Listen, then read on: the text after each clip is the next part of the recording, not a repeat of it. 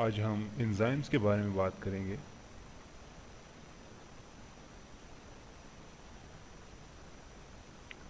तो क्या होते हैं एंजाइम्स? तो अगर हम शुरू से शुरू करें, मसलन हम खुराक लेते हैं, food, we get amino acids from that,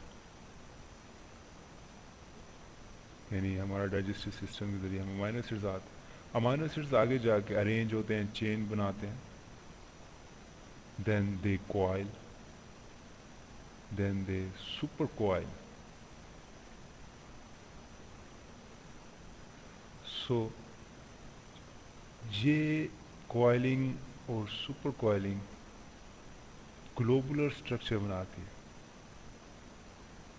यानी इसमें एक से ज़्यादा चेन्स होती हैं अमाइनो एसिड्स की, और हमारे पास जो स्ट्रक्चर बनता है वो ग्लोबुलर स्ट्रक्चर, जिस तरह यहाँ पे आपको नज़र आ रहा होगा, लाइक कि it is a single chain, यानी यह एक सिंगल चेन है।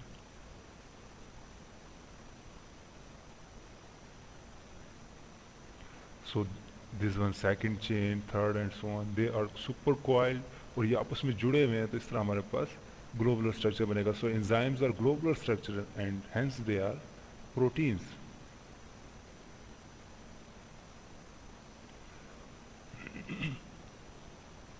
सो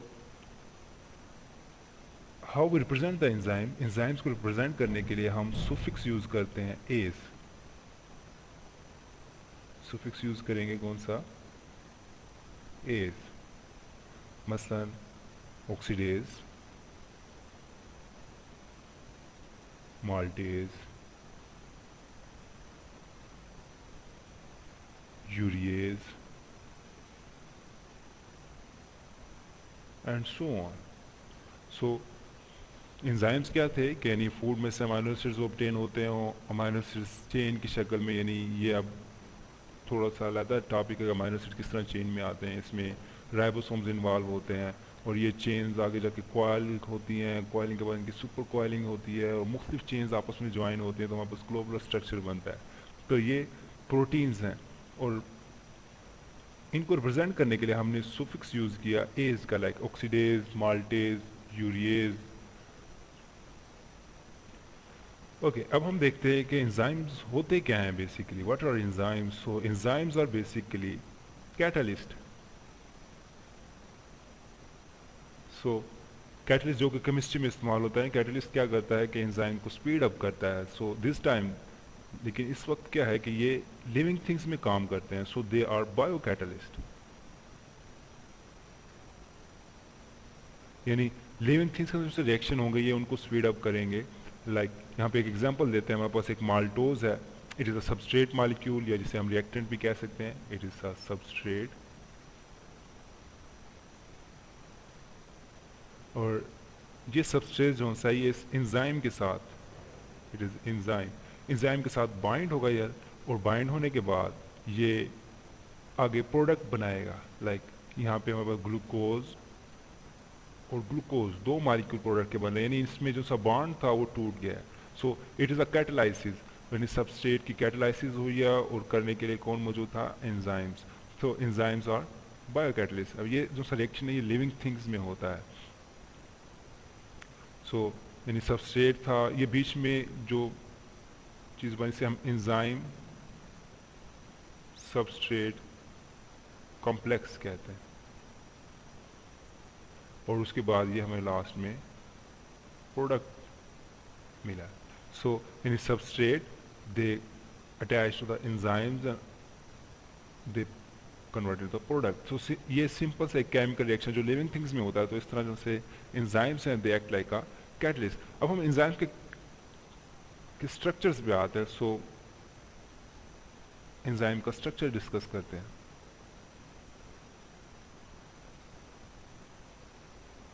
तो सबसे पहले हर एंजाइम को रिएक्शन करने के लिए एक एक्टिव साइट रिक्वायर्ड होती है, जहाँ पे उसने यानी रिएक्टेंट्स यानी सबस्ट्रेट को बाइंड करना होता है, यानी एक्टिव साइट इज कंपल्सरी, यानी हर एंजाइम के अंदर एक एक्टिव साइट होगी जहाँ पे आके सबस्ट्रेट या रिएक्टेंट्स आके बाइंड होंगे, और फिर रिएक्शन प्रोसीड होगा, वो प्रोडक्ट में कन्वर्ट होंगे। इसी तरह कुछ एंजाइम जो से हैं वो को एंजाइम या फिर को फैक्टर को एंजाइम या फिर को फैक्टर को भी इंक्लूड करते हैं। सो कोएंजाइम और कोफैक्टर में क्या फ़र्क है कि ये दोनों वैसे नॉन प्रोटीन पार्ट होते हैं, like coenzyme and cofactor both are non protein part होता है एंजाइम्स। सो कोएंजाइम्स के बारे में बात करें तो लाइक यहाँ पे आपको नज़र आ रहा है कि ये जो स्मॉल सा स्ट्रक्चर है इट इज़ अ कोएंजाइम, और ये इसके साथ कोवलेंटली बॉन्ड है, it is covalently bonded.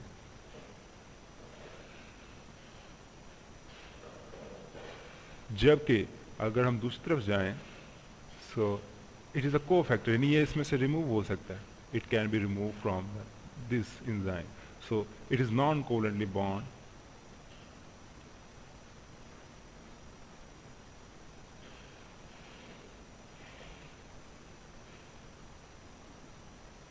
Non covalent bonding होती है, सो यानी ये रिवर्सिबल बॉन्डिंग होती है, जबकि इसकी इरिवर्सिबल बॉन्डिंग है।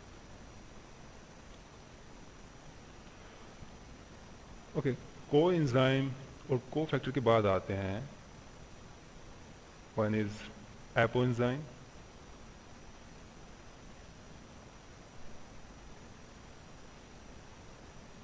And holoenzyme.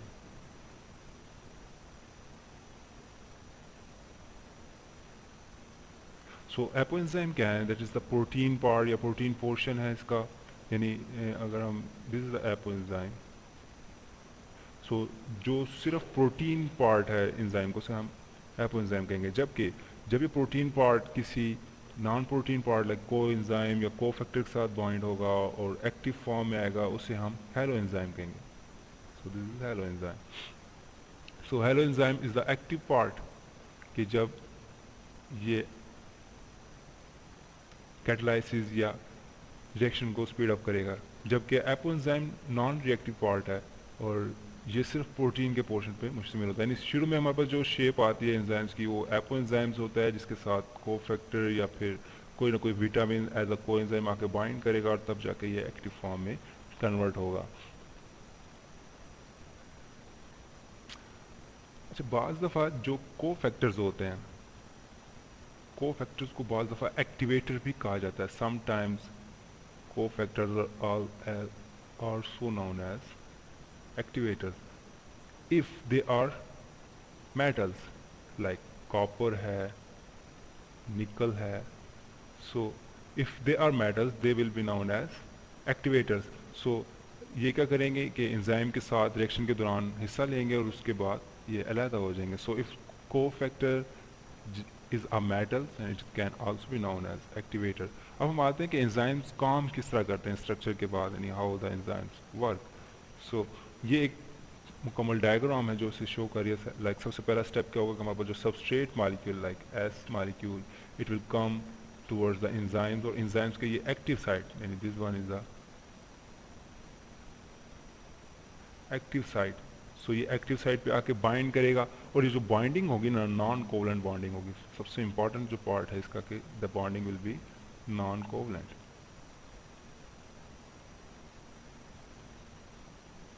सो ये नॉन कोवलेंट बॉन्डिंग होगी किसकी, सबस्ट्रेट और एंजाइम की। सो यानी सबस्ट्रेट और एंजाइम आके नॉन कोवलेंटली बाइंड होंगे, और उसके बाद ये एंजाइम सबस्ट्रेट कॉम्प्लेक्स बनाएंगे। एंजाइम सबस्ट्रेट कॉम्प्लेक्स के अंदर कैटालाइसिस होगी, नहीं रिएक्शन प्रोसीड करेगा आगे, और हमारे पास प्रोडक्ट्स बनेंगे। लाइक इस केस में जो हमारे पास सुक्रोज जो सा था वो सबस्ट्रेट था, सुक्रेज एंजाइम इसे कहेंगे हम। This enzyme will be sucrase. So sucrose sucrase complex बनेगा, यानी एंजाइम सबस्ट्रेट कॉम्प्लेक्स बनेगा, और आफ्टर कैटालाइसिस द ग्लूकोज और फ्रुक्टोज ये फ्री हो जाएंगे और एंजाइम भी फ्री हो जाएगा। सो एंजाइम यहाँ पे दोबारा रीजनरेट हो रहा है, so it can be recycled. So इससे दोबारा ये रिएक्शन आगे प्रोसीड हो सकता है। सो रिएक्शन कब स्टॉप होगा, या तो आपके पास सबस्ट्रेट खत्म हो जाए, नहीं सबस्ट्रेट सुक्रोज का मॉलिक्यूल्स सारे खत्म हो जाएं, या फिर कोई ना कोई रीज़न ऐसी हो कि इसके एक्टिव साइट पे आके कोई कोवरेंटली बाइंड हो जाए, नहीं वो फिर रिएक्शन ज़ाहिर बात है इरिवर्सिबल हो जाएगा, और या फिर किस तरीके से ये एंजाइम डीनेचर हो जाए। हम इन सारी चीज़ों को आगे स्टडी करेंगे मज़ीद। सो ये था हमारा mechanism of action of enzyme कि इसमें क्या था, सबसे पहले सबस्ट्रेट आया, ये एंजाइम के साथ आके बाइंड हुआ, then substrate plus enzyme complex बना, और फिर इसने प्रोडक्ट और एंजाइम को अलग कर दिया। सो ये मैकेनिज्म ऑफ एक्शन है एंजाइम्स का। अब हम आते हैं इस मैकेनिज्म के ऊपर फर्दर मॉडल्स मौजूद हैं, मसलन 2 मॉडल्स इस टाइम एक्सेप्टेबल्स हैं या जिसके ऊपर काम होता है। एक है लॉक एंड की मॉडल और एक है इंड्यूस फिट मॉडल। सो दोनों को हम कंपेरेटिवली पढ़ते हैं। लॉक एंड की मॉडल यानी ये वाला जो सा लॉक एंड की है,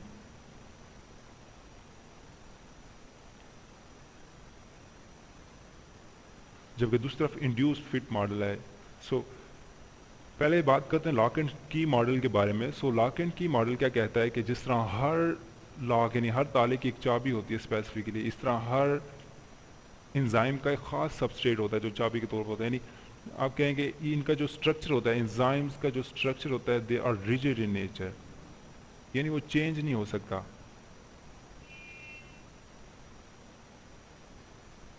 रिजिड स्ट्रक्चर है। हालांकि जो मॉडर्न मॉडल आया जिसे हम इंड्यूस फिट मॉडल कहते हैं, उसमें यह है कि उन्होंने कहा कि जब कभी सबस्ट्रेट एक्टिव साइट पे आके बाइंड करेगा, सो इसकी जो कॉन्फ़िगरेशन है या जो इसका जो स्ट्रक्चर है वो चेंज होगा। और इससे क्या साबित होता है कि जो एंजाइम्स हैं they are not rigid structure, instead of rigidity they can change, यानी वो चेंज हो सकते हैं, उनके अंदर कन्फर्मेशनल या स्ट्रक्चरल चेंजेस आ सकती हैं। और जो लॉक एंड की मॉडल जो सा है, ये ईमल फिस्चर एक साइंटिस्ट था, उसने रिप्रेजेंट किया था। ईमल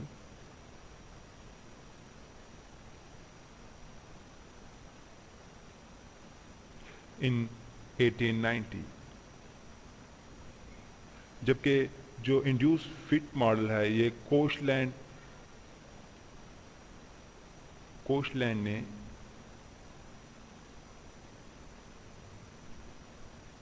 ने प्रेजेंट किया था 1959। So it is most recent model और ये सबसे ज़्यादा एक्सेप्टेबल भी है। सो ईमल फिशर ने क्या कहा था कि हर एंजाइम उसकी ख़ास की है, इट मीन्स कि हर एंजाइम के लिए ख़ास सबस्ट्रेट रिक्वायर्ड है। जबकि उसने कहा जी और दूसरा इनके एंजाइम का स्ट्रक्चर जो है वो चेंज नहीं हो सकता, जबकि इंड्यूस फिट मॉडल में क्या है कि एंजाइम का स्ट्रक्चर चेंज हो सकेगा। सो ये 2 मॉडल हैं जो जिन्होंने एंजाइम की एक्टिविटीज़ को एक्सप्लेन किया। और अगर हम बात करें कि सेल्स में एंजाइम्स होते कहाँ पे हैं, तो जहाँ जहाँ केमिकल रिएक्शन होगा, यानी all chemical reactions in the human body,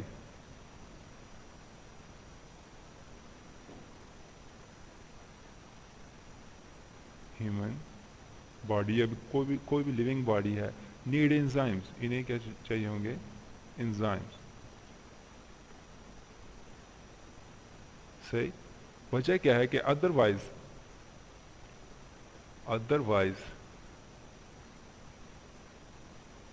life would not be possible,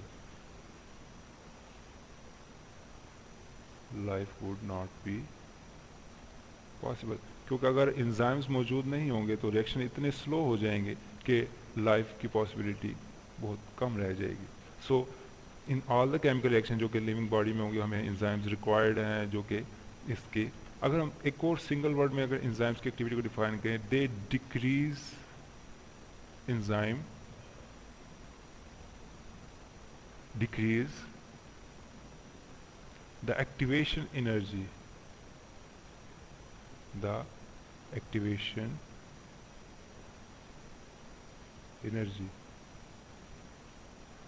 and hence speed of the reaction. यानी अगर हम एक एग्जांपल लेंगे, मतलब एक बॉल है, इसे आपने बुलंदी से नीचे गिराना है, but it needs a further energy, यानी आप उसको ऊपर पहले लेके जाएंगे, उसके बाद से ड्रॉप आउट करेंगे, फिर वो नीचे आएगा, तब रिएक्शन प्रोसीड होगा।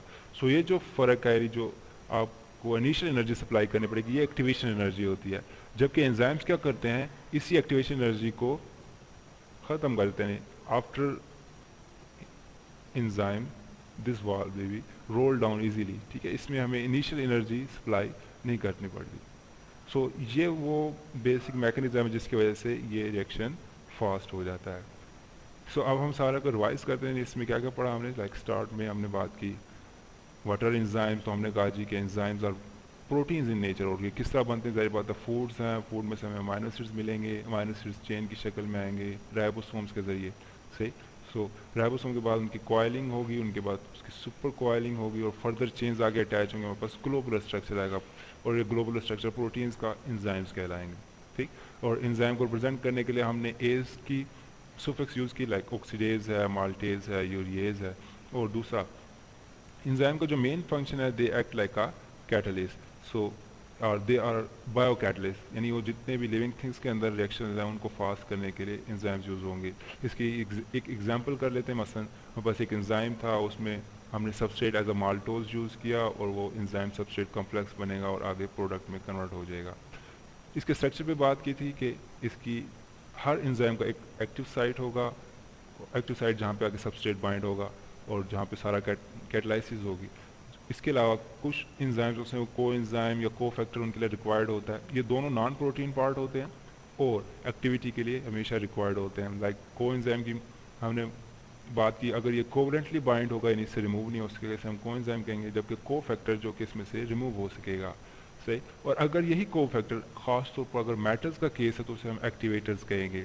जबकि जो एपो एंजाइम है वो इसी को फैक्टर या को एंजाइम के अलावा जो सा प्रोटीन पार्ट है इसे हम एपो एंजाइम कहेंगे। जबकि इसके अंदर जब को फैक्टर या प्रोटीन नॉन प्रोटीन को एंजाइम जो उनसे वो इंट्रोड्यूस करवाएंगे तो हमारे पास हेलो एंजाइम आएगा। दूसरे इसके मैकेनिज्म ऑफ एक्शन की बात करेंगे तो इसमें सबसे पहले सबस्ट्रेट मॉलिक्यूल उसके एक्टिव साइट पे आके बाइंड करेगा, एंजाइम सबस्ट्रेट कॉम्प्लेक्स बनेगा और इसकी कैटलाइसिस होगी और प्रोडक्ट हमें रिसीव होगा, और एंजाइम दोबारा इंटेक्टली वापस मिल जाएगा, और ये एंजाइम दोबारा रिसाइकलिंग यानी दोबारा यूज़ हो सकता है। उसके बाद इनकी मॉडल्स की बात करें सो दो मॉडल हैं। एक ईमल फिस्टर ने इन 1890 में दिया था कि लॉक एंड की मॉडल, जिसके मुताबिक ये कि हर जिस तरह हर ताले की एक चाबी होती है इस तरह हर एंजाइम का ख़ास सबस्ट्रेट है, और इसमें जो एंजाइम है ये रिजिड स्ट्रक्चर नहीं, इसका स्ट्रक्चर चेंज नहीं हो सकता। जबकि इंड्यूस फिट मॉडल जो कि मॉडर्न कंसेप्ट है, इसके अंदर क्या है कि जो एक्टिव साइट है या फिर जो भी एंजाइम का स्ट्रक्चर है it will be change, ketosis के दौरान ये चेंज होगा। लाइक अगर हम इसमें एग्जांपल में देखें तो इनकी जो मार्जिन्स है वो चेंज हो रही हैं। जो ही सबस्ट्रेट इंट्रोड्यूस हुआ इनके मार्जिन क्लोज होना शुरू हुए, और इसका क्या मतलब है कि जो एंजाइम्स हैं वो नॉट रिजिड स्ट्रक्चर्स हैं, और ये कोशले ने 1959 में प्रेजेंट किया था। आगे थोड़ी बेसिक टर्मिनोलॉजी के like all chemical reactions in human body need enzymes, और हर ऑलमोस्ट हर रिएक्शंस के अंदर हमें एंजाइम्स रिक्वायर्ड होगा। वाई? बिकॉज अगर एंजाइम्स नहीं होंगे सो रिएक्शन इतने स्लो हो जाएंगे कि लाइफ की पॉसिबिलिटी ज़ीरो हो जाएगी। सो इसके अलावा एंजाइम्स करते क्या हैं, they just decrease out the activation energy. Like कि एंजाइम अगर हम इसकी एग्जांपल लेंगे, जिस तरह हमने इस बॉल को नीचे फेंकना हो सो उसके लिए हम थोड़ा सा पहले इसे पुश करेंगे उसके बाद नीचे आएगा। हालांकि एंजाइम जब होगा तो इसकी जो इनिशियल एनर्जी सप्लाई थी वो उसको मिनिमाइज कर देगा, और रिजल्ट में हमें यानी कम एनर्जी देनी पड़ेगी, रिएक्शन प्रोसीड करेगा आगे इजीली। सो आगे हम इसकी कैरेक्टरिस्टिक्स और इसकी इनहिबिटर्स वगैरह के टॉपिक अगले चैप्टर में पढ़ेंगे। और थैंक यू।